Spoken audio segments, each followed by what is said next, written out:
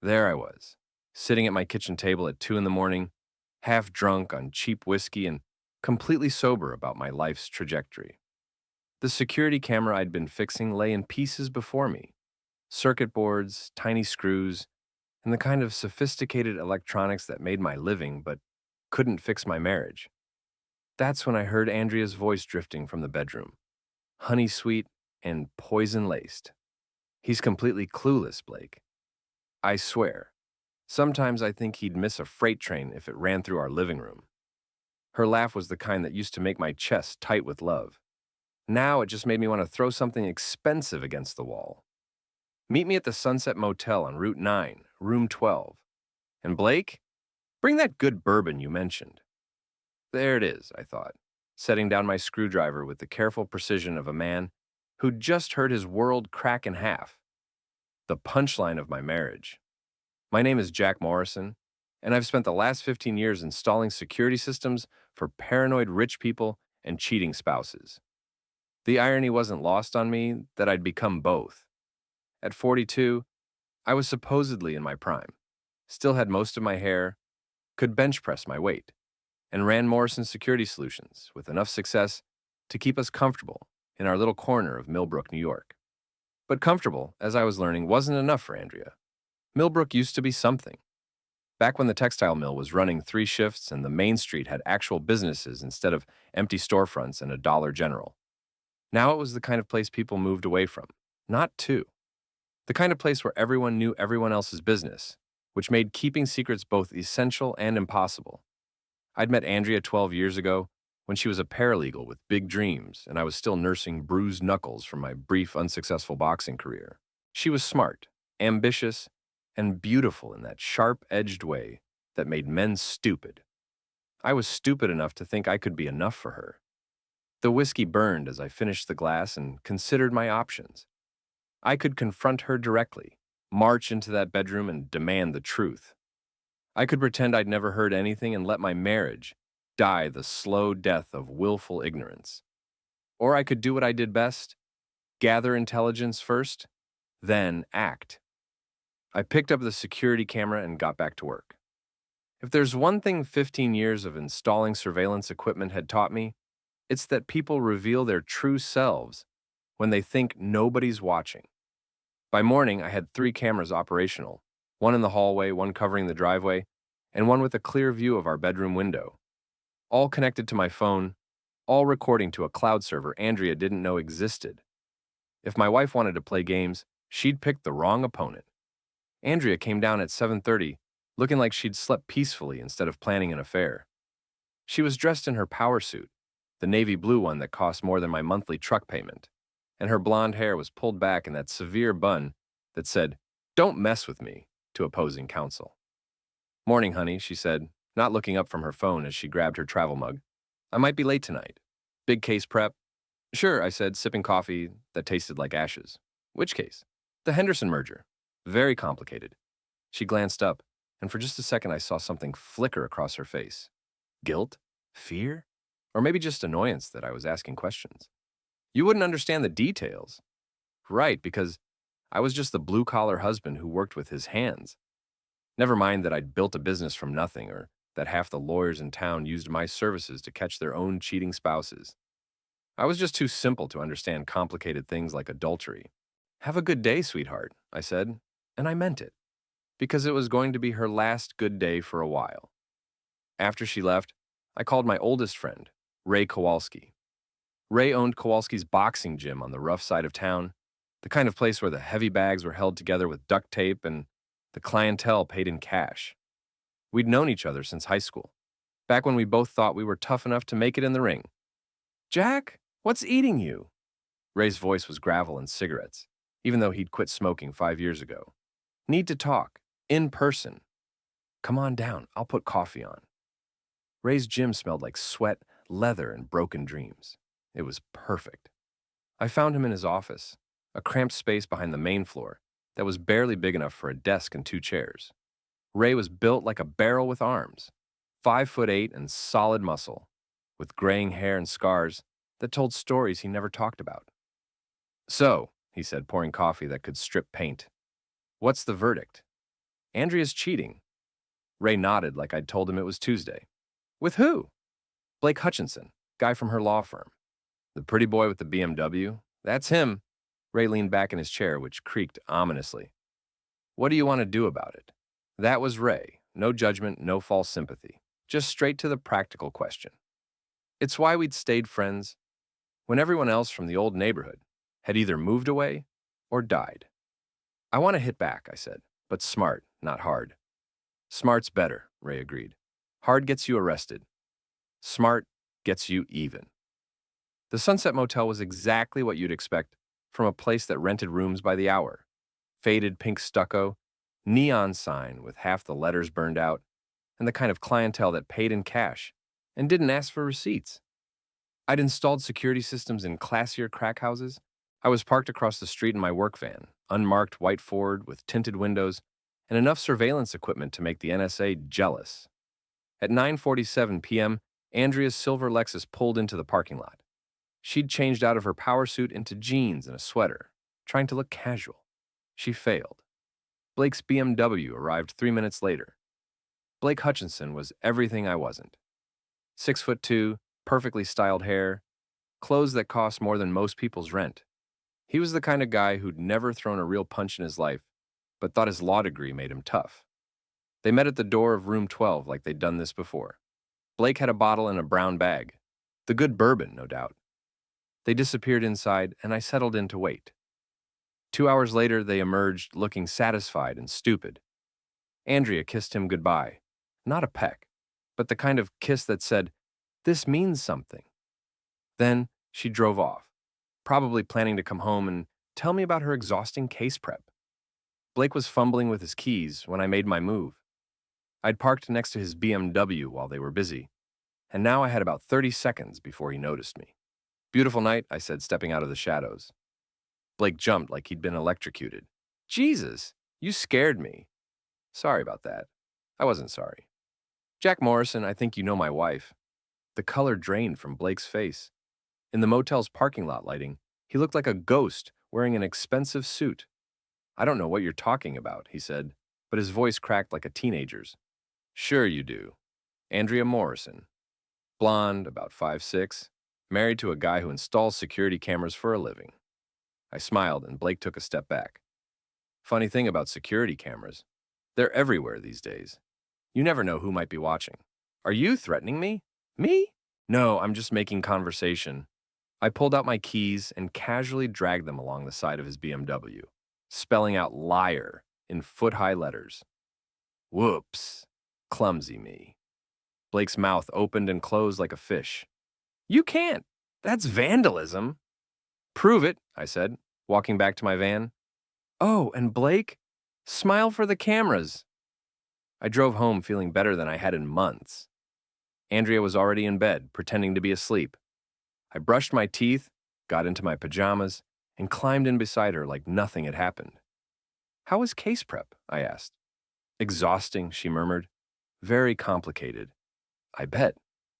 The next morning, Blake showed up at my door. He'd obviously been up all night. His perfect hair was disheveled, his clothes wrinkled, and his eyes had the wild look of a man who'd discovered he wasn't as smart as he thought. "We need to talk," he said. "Do we?" I was drinking coffee on my front porch, enjoying the morning sun and the sight of Blake's keyed BMW in my driveway. "About what?" "You know damn well about what." "That stunt you pulled last night." "What stunt?" "I was home all evening. Ask my wife." Blake's jaw worked like he was chewing glass. "I want you to stay away from me." "This is my house, Blake. You came to me." "You know what I mean." I set down my coffee cup and looked at him, really looked at him. Under the expensive clothes and the law degree, Blake was just another scared little boy who'd never been punched in the mouth. "Here's the thing, Blake," I said quietly. "I've been installing security systems for 15 years. I know where all the cameras are in this town. I know who's watching what and when and why. So, if I were you, which thank God I'm not, I'd be very careful about what I did and where I did it." "Are you threatening me?" "I'm educating you. There's a difference." Blake opened his mouth to say something else, but Andrea's voice cut him off. "Blake, what are you doing here?" She was standing in the doorway, still in her robe, looking between us like she was trying to solve a puzzle. Her face was pale, and I could see the wheels turning behind her eyes. Just having a neighborly chat, I said. Blake was telling me about his car troubles. Blake's face went through several interesting color changes. I should go. Probably, I agreed. Drive carefully, Blake. You never know who might be watching. After he left, Andrea sat down next to me on the porch swing. She was trying to look casual, but I could feel the tension radiating off her like heat from a furnace. What was that about? She asked. Like I said, car troubles. Someone keyed his BMW. That's terrible. Who would do something like that? I shrugged. Could be anyone. Blake's not exactly popular around town. What do you mean? Come on, Andrea. Rich boy from the city, driving a car that costs more than most people make in a year, working at the fancy law firm while everyone else is struggling. People notice that kind of thing.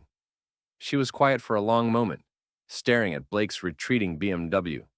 Jack, is there something you want to tell me? Yeah, I thought. I want to tell you that I know you're a lying, cheating whore, and I'm going to make you pay for it in ways you can't even imagine. But instead, I smiled and said, just that I love you, sweetheart, and I'd hate for anything to come between us. Emma came home from college that weekend, and I remembered why divorce was going to be complicated. My daughter was 19, smart as a whip, and had inherited her mother's ability to see through bullshit. Unfortunately, she'd also inherited her mother's tendency to jump to conclusions. Dad, Mom says you've been acting weird lately, she said over dinner at Rosario's, the only decent restaurant left in Millbrook. Weird how? I asked, cutting into my steak. Paranoid, suspicious. She thinks you might be having some kind of midlife crisis. I looked across the table at Andrea, who was picking at her salad and avoiding my eyes. What do you think, honey? Am I having a midlife crisis? I think you've been under a lot of stress, Andrea said carefully. The business, the economy, everything that's been happening in town. Right, the stress. I took a sip of wine. You know what's stressful, Emma? When you spend 15 years building a life with someone and then you start to wonder if they ever really wanted that life at all. Emma frowned. What's that supposed to mean? Nothing, sweetheart. Just rambling. But Andrea knew what I meant. I could see it in the way her hand trembled slightly as she reached for her water glass. After dinner, I drove Emma back to her dorm at SUNY Albany. The 2-hour round trip gave me time to think about what came next. I'd fired the first shot, but this was just the beginning. If I was going to win this war, I needed allies. My first stop was Melanie Garrett, Andrea's best friend since law school. Melanie was one of those suburban soccer moms who looked innocent, but had a PhD in passive aggression. She lived in a McMansion on the good side of town, with her investment banker husband and their 2 perfect children. Jack, what a surprise, she said when she opened the door. Andrea's not here. Actually, I wanted to talk to you. Melanie's smile flickered like a bad fluorescent bulb. Oh, well, come in, I suppose. Her living room looked like a furniture showroom. Everything perfectly arranged, nothing out of place. Melanie gestured to the couch, but I remained standing. I need to ask you something, and I need you to be honest with me. Of course. How long have you known about Blake? The color drained from Melanie's face. I don't know what you're talking about. Sure you do. You're Andrea's best friend. You know everything about her life, including who she's sleeping with. Melanie sat down heavily in her designer chair. Jack, I think you should talk to Andrea about this. I'm talking to you. How long? I can't. This isn't my business. It became your business the minute you decided to keep quiet about it. I leaned forward. Here's what's going to happen, Melanie. I'm going to find out the truth one way or another. The question is whether you want to be part of the solution or part of the problem. Melanie was quiet for a long moment, staring at her hands. Finally, she looked up at me with something that might have been pity. 3 months, she said quietly. It started 3 months ago. And you didn't think I deserved to know? It's not that simple, Jack. Andrea was confused, unhappy. She said things weren't good between you two. So that made it okay? No, of course not. But I hoped, it would burn itself out. These things usually do. I stood up. Thanks for your honesty, Melanie. I appreciate it. Jack, wait. What are you going to do? I paused at the door. I'm going to do what I should have done 3 months ago. I'm going to protect myself. My next stop was the office of Morrison Security Solutions. It wasn't much, a storefront on Main Street with a desk, a computer, and enough surveillance equipment to stock a small army. But it was mine, built from nothing with my own hands and my own sweat. I spent the next 2 hours going through my client files. 15 years in the security business had given me a lot of contacts and even more information. I knew which city council members were taking bribes, which local businessmen were cooking their books, and which prominent citizens had secrets they'd pay to keep hidden. I also knew that Blake Hutchinson's law firm, Hutchinson, Wade and Associates, had been involved in some questionable real estate deals over the past year. Nothing illegal necessarily, but the kind of ethical gray area that could cause problems for a lawyer trying to make partner. By Monday morning, I had a plan. It wasn't pretty and it wasn't nice, but it was thorough. Andrea wanted to play games? Fine, but she was about to learn that she'd picked the wrong opponent. The first phase was simple: information warfare. I started by calling in a few favors with my contacts at the local newspaper. The Millbrook Gazette wasn't exactly the Washington Post, but it reached everyone who mattered in town. "Hey Tom, it's Jack Morrison. I've got a story tip for you." Tom Bradley had been the Gazette's editor for 20 years, and we'd known each other since high school.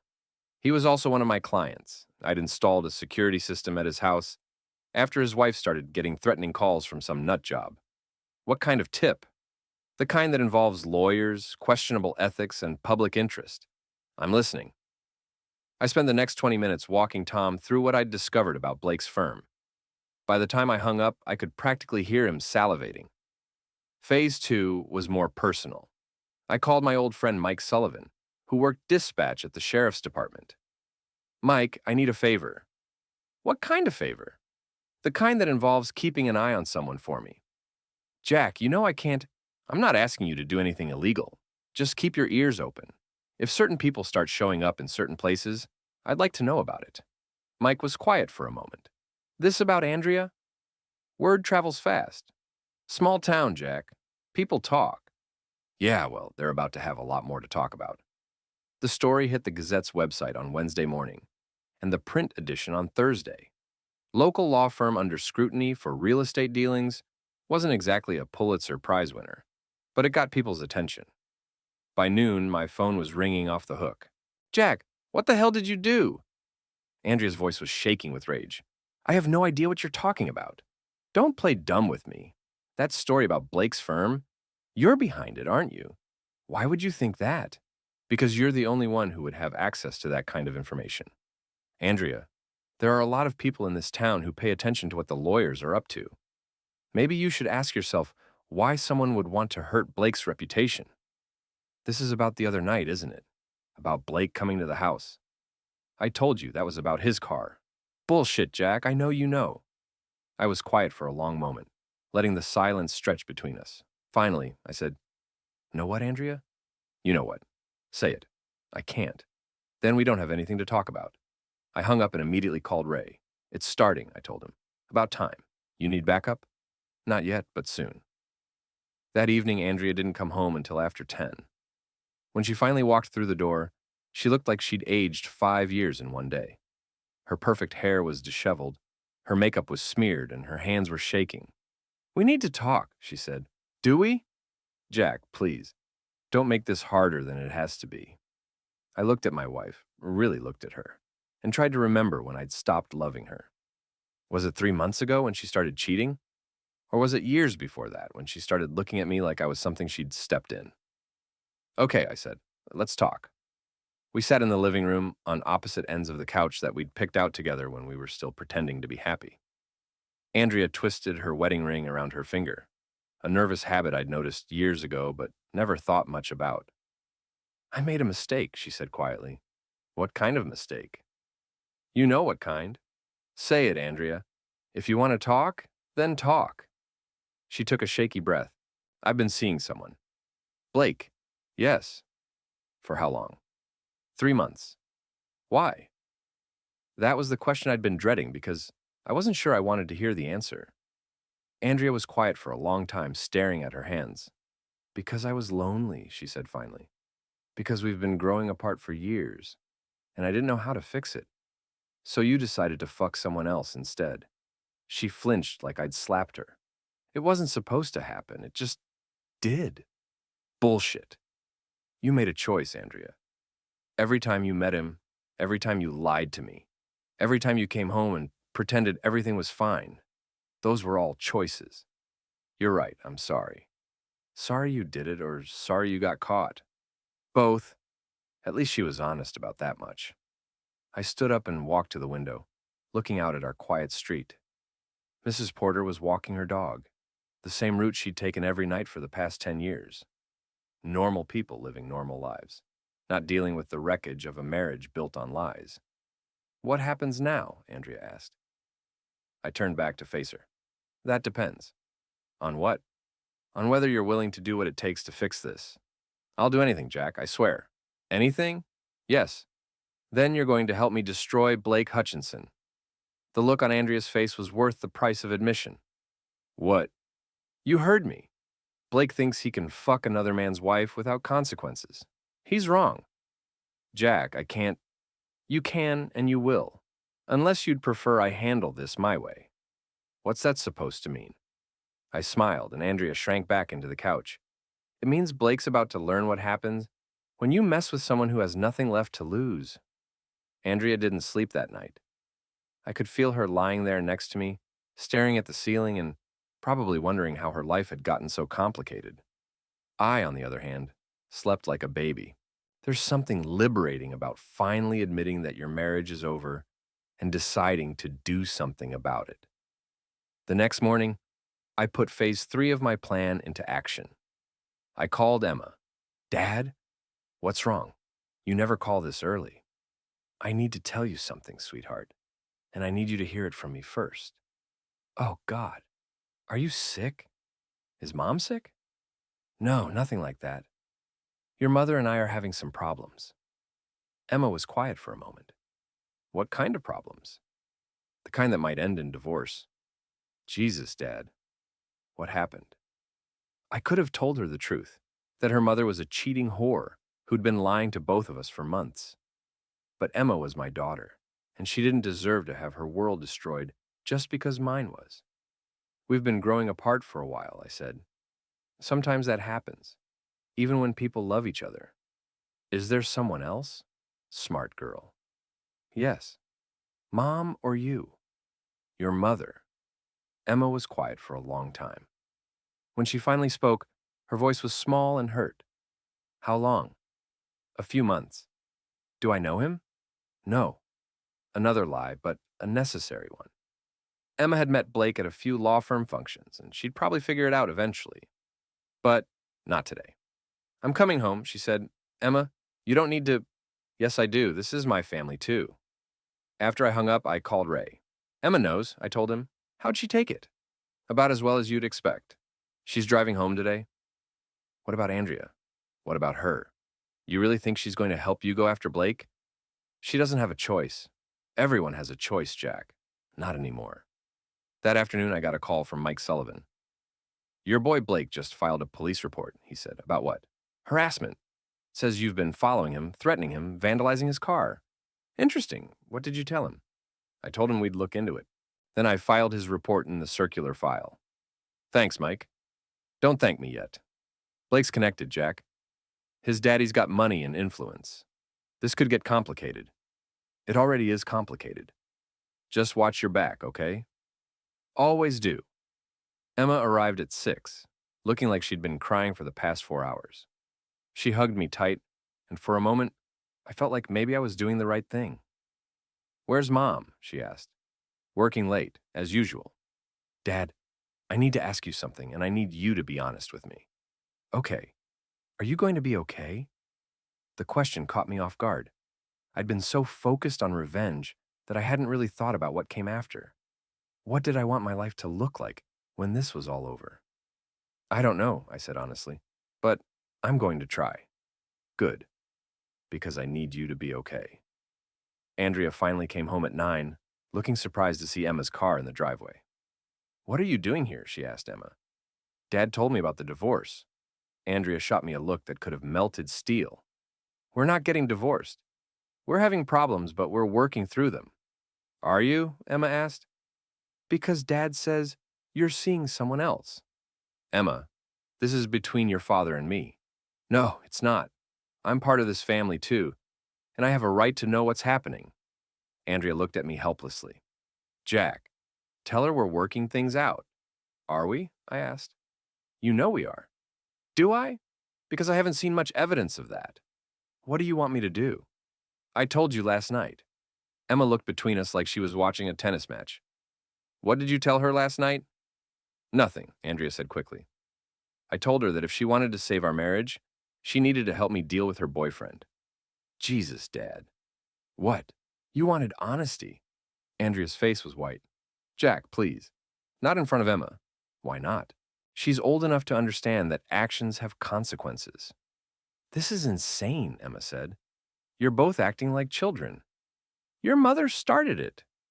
And you're going to finish it? Damn right I am. Emma stood up. I'm going to bed. When you two are ready to act like adults, let me know. After she left, Andrea and I sat in silence for a long time. Finally, she spoke. You're enjoying this, aren't you? What?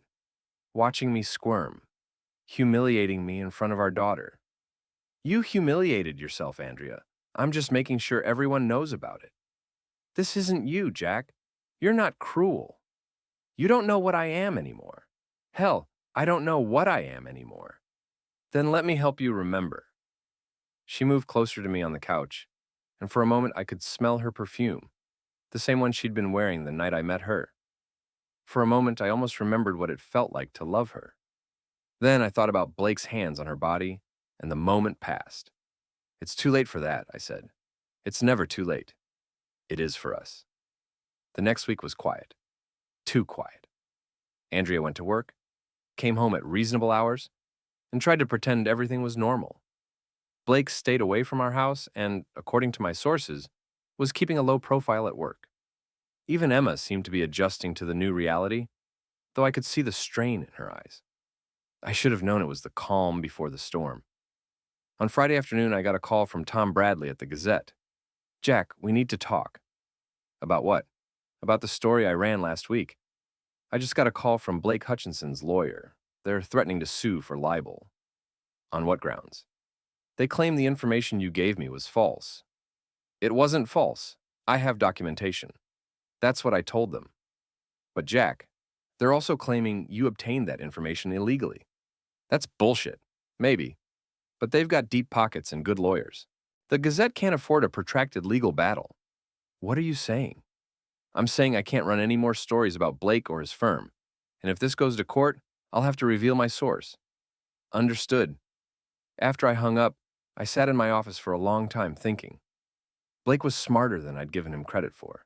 He was using the system against me. Lawyers, lawsuits, the threat of financial ruin. It was elegant in a way. It was also a mistake. I called Ray. It's time, I said. You sure? I'm sure. What do you need? A place to have a private conversation. How private? Very. I'll make some calls. That evening, I sent Blake a text from a burner phone. Meet me at Kowalski's gym tomorrow at 8 p.m. Come alone or everyone in town sees the video. I didn't have a video, but Blake didn't know that. Saturday evening, I was waiting in Ray's office when Blake arrived. He looked nervous but defiant, like a man who thought his law degree would protect him from the consequences of his actions. This is harassment, he said as soon as he walked in. No, this is a conversation. Harassment would be if I posted flyers around town with pictures of you and my wife. What do you want?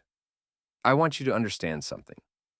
You think you're smart, threatening to sue the newspaper, trying to use the legal system to shut me up. But you made one mistake. What's that? You assumed I was going to play by the rules. Blake's confidence flickered. What's that supposed to mean? It means you have two choices. You can end your relationship with my wife, find a new job in a different town, and disappear from our lives forever. Or I can make your life very unpleasant. You can't threaten me. I'm not threatening you. I'm explaining your options. I'll call the police. Go ahead. Tell them Jack Morrison hurt your feelings. Blake looked around Ray's office, taking in the boxing posters, the worn furniture, the general air of barely controlled violence. You're crazy, he said. Maybe, but I'm also right. You fucked another man's wife, Blake. In most places, that still means something. Andrea's not your property. No, but she's still my wife. And you're still the asshole who thought he could take what wasn't his. Blake straightened up, trying to look tough. I'm not afraid of you. You should be. Why? Because you used to box? Because you hang out in this shithole gym with your loser friends? No, because I have nothing left to lose, and you have everything. The truth of it hit Blake like a physical blow. I could see it in his eyes, the moment he realized that he was dealing with someone who had already lost everything that mattered. What do you want? He asked quietly. I told you. End it with Andrea. Leave town, start over somewhere else. And if I don't, then I'll destroy you. Not with lawyers or lawsuits or newspaper stories. I'll destroy your reputation, your career, your relationships. I'll make sure everyone in this town knows exactly what kind of man you are. How? I smiled. I'm very good at my job, Blake. I know things about people, things they'd prefer to keep private. And I have friends who know even more. Blake was quiet for a long time, staring at the floor. When he looked up, his face was pale but determined. I won't be bullied. Then you're stupider than I thought. Andrea loves me. Andrea loves the idea of you. There's a difference. You're wrong. Am I? Then why hasn't she left me yet? Blake didn't have an answer for that. Here's what's going to happen, I said. You're going to go home tonight and think about what I've said. Tomorrow you're going to make a choice. Choose wisely. After Blake left, Ray came into the office. Think he'll listen? He asked. No. Then what? Then we move to phase 4, which is total war.